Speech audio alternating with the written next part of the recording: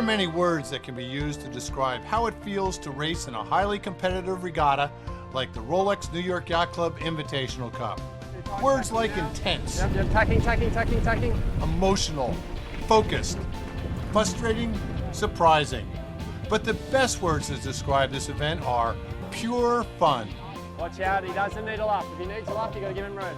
There is no other regatta like this in the world where large boats are identically matched and raced by amateurs representing their home yacht clubs and countries. Taking 10 stern.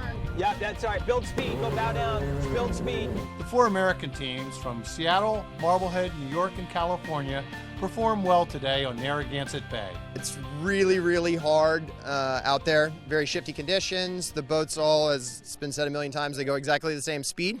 So if you stay slippery in the corners and you don't make any boat handling errors, it's easy to kind of work through the fleet as people stack on top of each other or make mistakes in boat handling errors. We had 3 really excellent starts. We got off the line with good speed, and the current's going in or out, and you get a little bit of relief behind some of the islands. But I think it was really our starts. We had really good starts, got clear air, and just the boat was rocking today.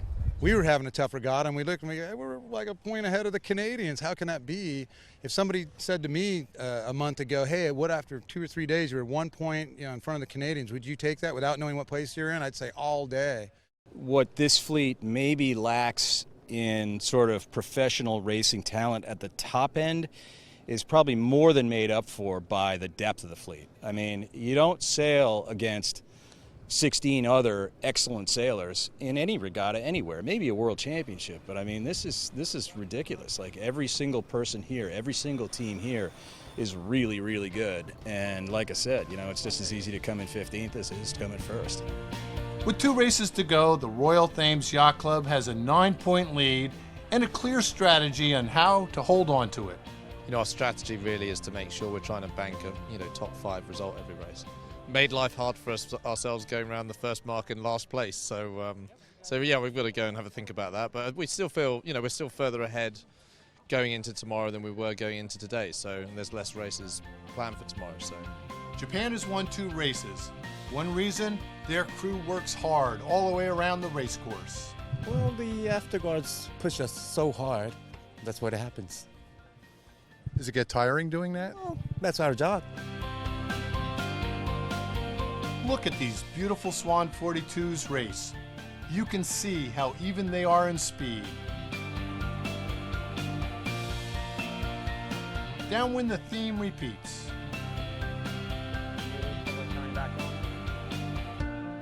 When you get the pressure, soak when you can. Only one team will win tomorrow, but in truth, the sport of sailing celebrates amateur sailors everywhere. The New York Yacht Club deserves a lot of credit for bringing these passionate sailors together. From Newport, Rhode Island, I'm Gary Jobson.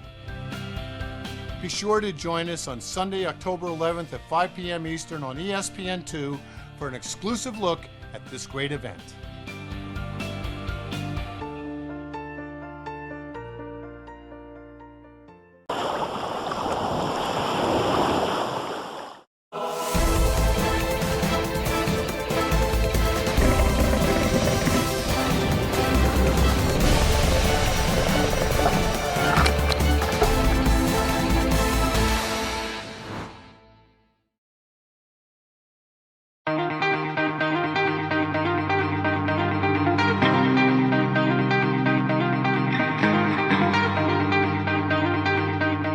So day number 1 of the Cascais Cup, storm went through during the night, conditions looking pretty tricky over the course of the day. We should get 2 windward-leeward races to get the event underway. The venue is beautiful, the place is amazing. We love Cascais, it's a beautiful spot as always, it's good fun, lots of big waves, and hopefully we'll get some of that nice northwesterly breezes in the coming days. Key objectives for the day, just to go out and go sailing and do the best we can and not think too much about anything else except for, it's always the same goal of we just got to go out and try and sail well and see how things pan out at the end of the week and hopefully end on a high note. That's the target, obviously, to keep back the 3rd place against sled in this moment, but I think we will see a few more boats able to get into the same spot, so it will be tough. Yeah, big breakfast because I wake this morning. I was lighter than usual and I felt that I'm without power, so I eat a lot straight away. No. In 12 boats like that, you can destroy everything in 2 races, 3 races. The good thing is that the boat is fast, the crew is very, very good, and I'm happy. So race number 1 of the Cascais Cup got underway in 10 knots of westerly breeze. Steady conditions, big waves with a little bit of chop on top. Different sides of the course seemed to pay off on the first beat round the top mark. Vesper led. Vesper came off the pin end and went right out to the left. Furthest left boat. Spooky came off the right hand side of the line, went towards the cliffs and came in second.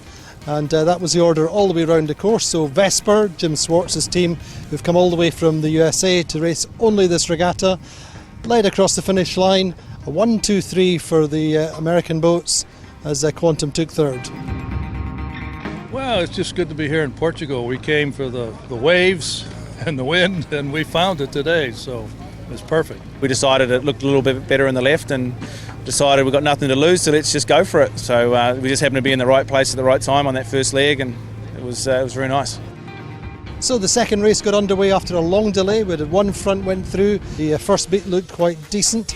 Spooky led round the top mark. It was really on the second beat that the wind died right away, making life very testing. Only 7 or 8 knots and the big waves.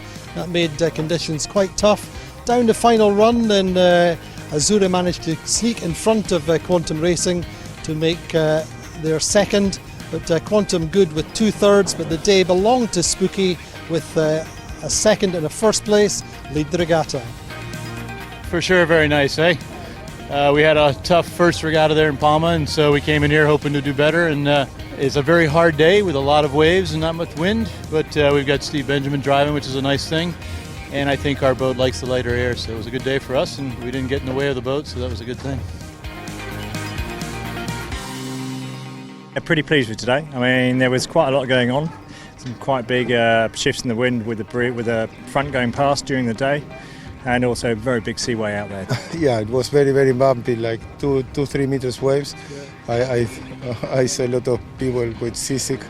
So, but I think it was a good day for us also as Azurra. We are in touch with the leading of the regatta, 1 point behind Quantum, so everything is looking good. Leading after 2 races, Spooky on 3 points with a 2 and 1. Second, Quantum Racing with 2 3s for 6 points. Third on 7 points is Vesper, and Azura also on 7 points are lying fourth. So that's it from our first day in Cascais. Difficult conditions on the water, big seas and very variable breeze. Breezes should settle down tomorrow. Don't know if the seas will, but join us again tomorrow for the Cascais Cup.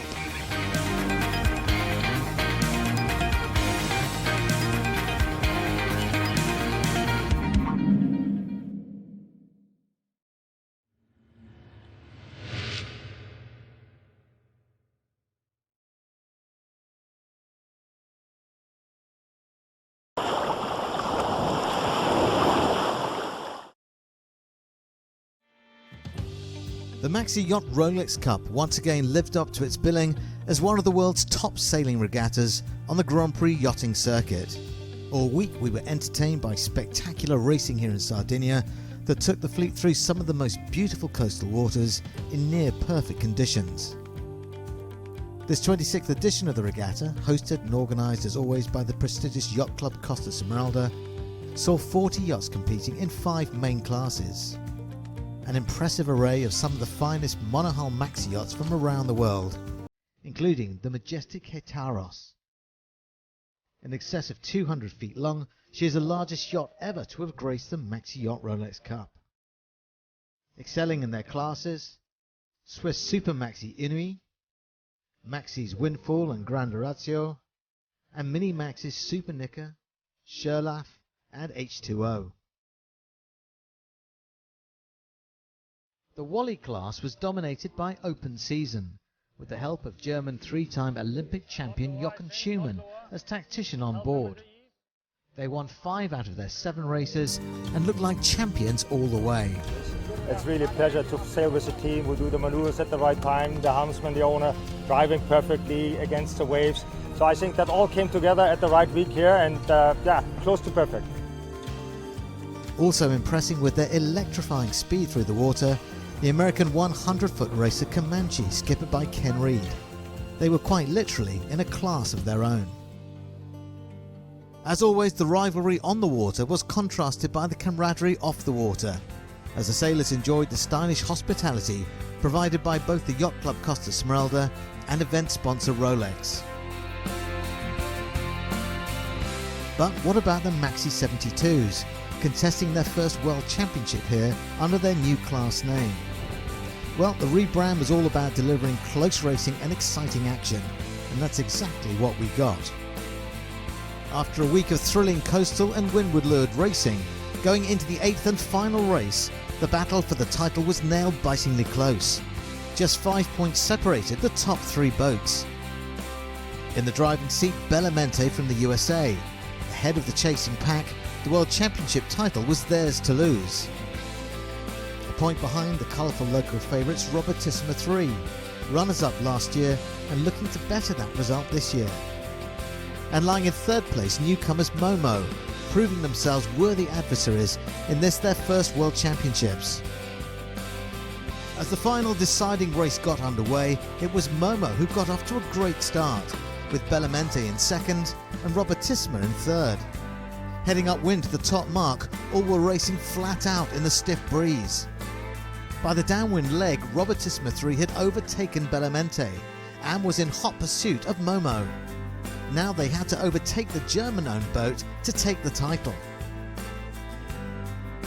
But as they raced to the line, Momo just crossed first, dashing Italian hopes.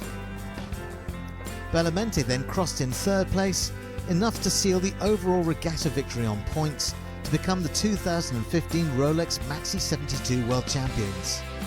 A thrilling finale to this final day of racing. Fantastic, absolutely fantastic.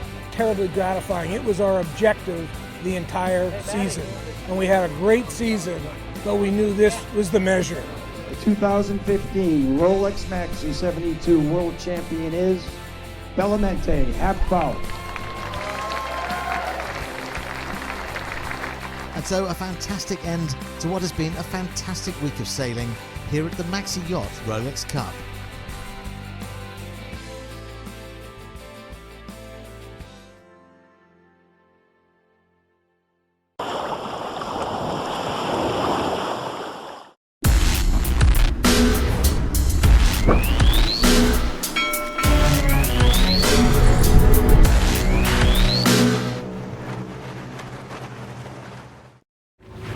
It's been a long delay on shore. Finally, the sea breeze has filled in and the race committee scheduled one race. We're on the line with HPR. Double Trouble currently leads the division.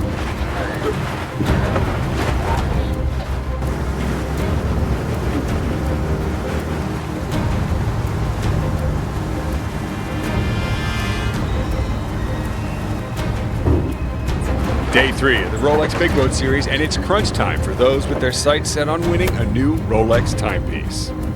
The competition is not the only challenge on the water, as the tides this week have been menacing for those not playing them perfectly.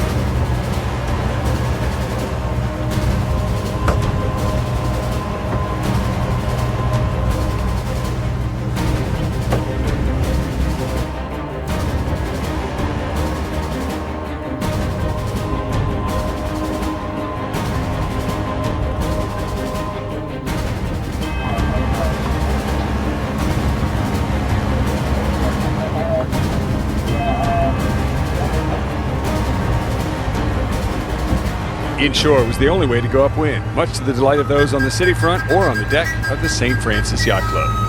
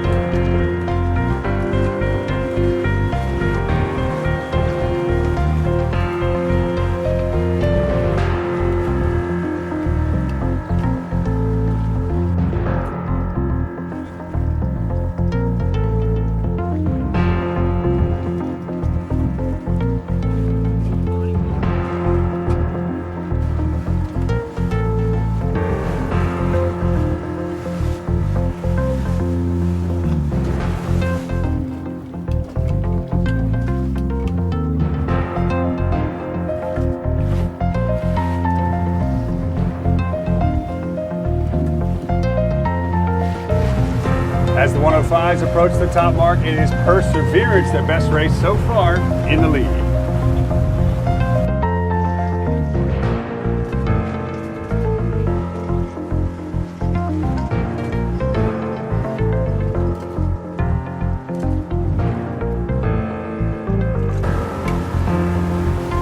Downwind, the fleets head out into the flood tide.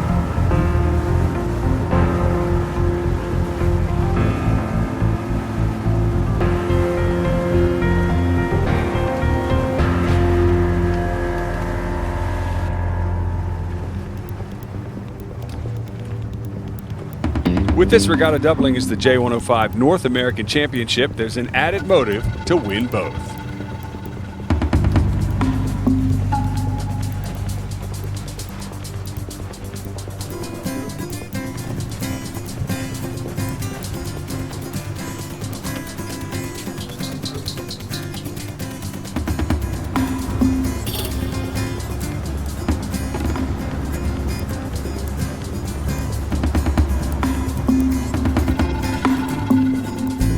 Of the 11 classes here at the Big Boat Series, just about every one has a different course.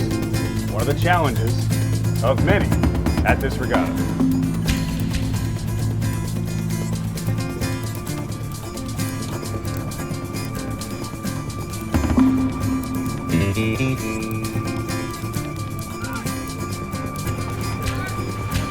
Having ridden the flood tide all the way downwind now, the fleet rounds the leeward mark and faces it back upwind.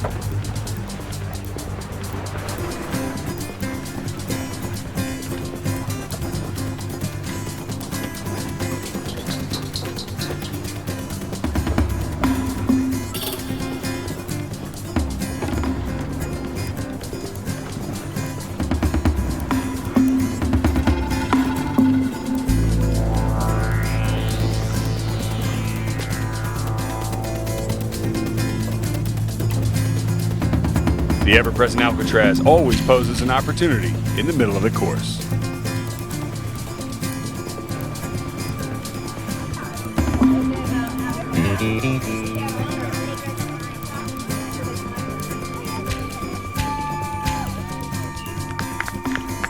And the final run to the finish off the St. Francis Yacht Club signifies the close of another picture-perfect day on San Francisco Bay. Now the event comes down to the wire.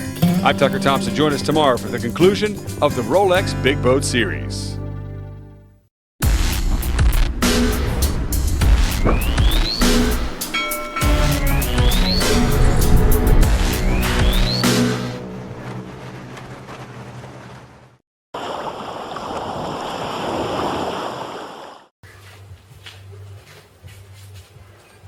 Today, as you know, it's Bart's Bash, so this is a race that's been run all around the world.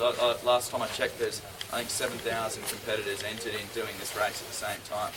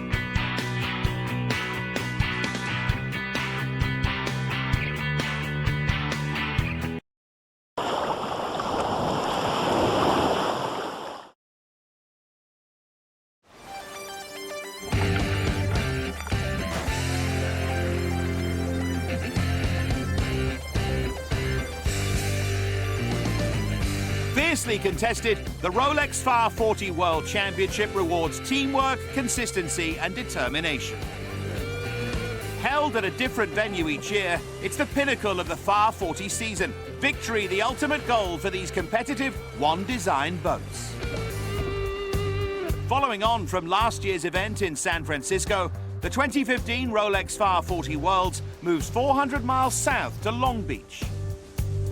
In a highly competitive series, it's rare for one boat to dominate. An exception to this rule, last year Alex Roper's Plenty won 4 out of 7 races to finish 10 points clear of Martin Hill's estate master. With light conditions, Plenty, led by tactician Terry Hutchinson, produced a sailing masterclass. The 18th edition of the Rolex Farr 40 World Championships begins on Thursday, the 24th of September, the start of 4 days of intense competition. Defending champion Roper's Crew is the team to beat in Long Beach. Early season racing suggests stiff competition will be provided by some recent winners, including Helmut Jahn's Flash Gordon 6 and Alberto Rossi's Enfant Terrible. The Farr 40 class rules are tightly drawn to create a level playing field.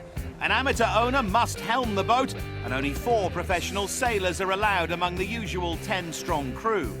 The competing yachts are identical, required to comply with strict one-design rules. The Farr 40 format is simple. Cross the finish line ahead of all your competitors, and you've won. 11 short and fast races will be contested over the 4-day event. This is high-pressure, high-class sailing. Decisions need to be made quickly and manoeuvres carried out flawlessly. Teams must stay focused in the midst of congested starts and the melee at mark roundings. Come the race finish, only fractions of boat lengths separate the leading yachts. A high level of consistency in tactics, boat handling and teamwork form the hallmarks of a Rolex Farr 40 World Champion. Reward for victory is coveted throughout the sailing world. The Rolex Farr 40 World Championship Trophy and a Rolex timepiece. True recognition for greatness on the water.